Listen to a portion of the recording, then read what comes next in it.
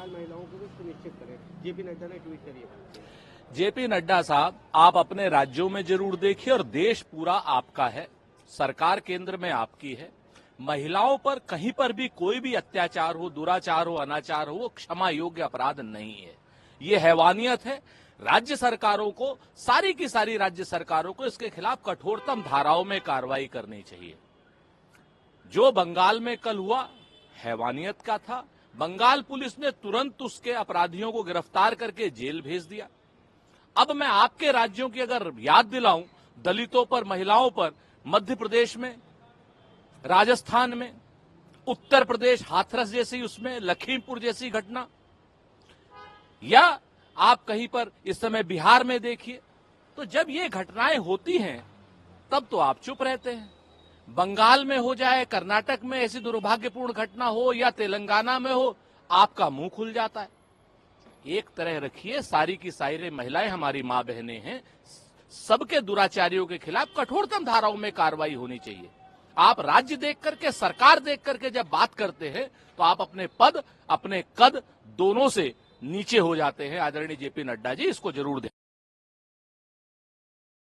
देखिए, कहीं ना कहीं किसी नेता ने कहा था कि भाजपा के 3 जमाई, ईडी, आईटी, सीबीआई, और ये उनका भरपूर दुरुपयोग कर रही है।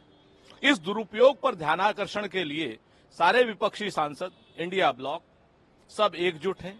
चूंकि पिछले 10 सालों में जहां जहां राजनीतिक कार्रवाई की बात करें तो 95% प्रताड़ना की कार्रवाई विपक्षियों के खिलाफ हुई है, और जिन पर उनकी कार्रवाई हुई उनमें से जिन लोगों ने भी भारतीय जनता पार्टी ज्वाइन कर ली, उनको उस प्रताड़ना कार्रवाई से मुक्ति मिली और उन्हें मुख्यमंत्री, उप मुख्यमंत्री, केंद्र में मंत्री, या उनको अपने उसका अध्यक्ष, सांसद, सब कुछ बना दिया गया है।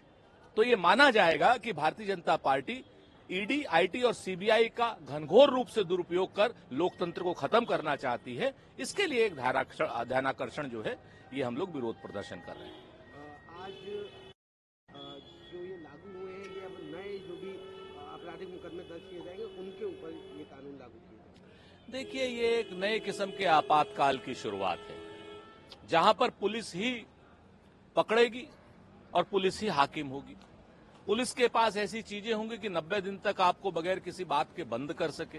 तो निश्चित तौर पर पूरा देश उद्विग्न है इस चीज को लेकर के।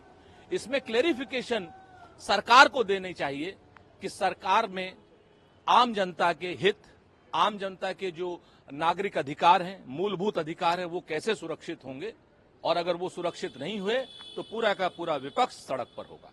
एक आखिरी सवाल रहेगा, नीट परीक्षा पेपर लीक मामले को लेकर के पहले एनडीए के एक बड़े नेता ओम प्रकाश राजभर के विधायक का नाम सामने आया था, उसके बाद अब उन्हीं एनडीए से जुड़े हुए संजय निषाद, उनकी पार्टी के भी एक विधायक का नाम सामने आ रहा है। देखिए, ये भारतीय जनता पार्टी है। जब तक आप इसकी उसमें रहेंगे, एनडीए में रहेंगे, तब तक ना ओम प्रकाश राजभर जी का कुछ होगा, ना अन्य लोगों का, ना बेदी राम का कुछ होगा। साफ साफ दिखाई दे रहा है, साफ साफ ओम प्रकाश राजभर कह रहे हैं कि आप खाली नौकरी के फार्म भरिए, जुगाड़ बेदी राम कर लेगा।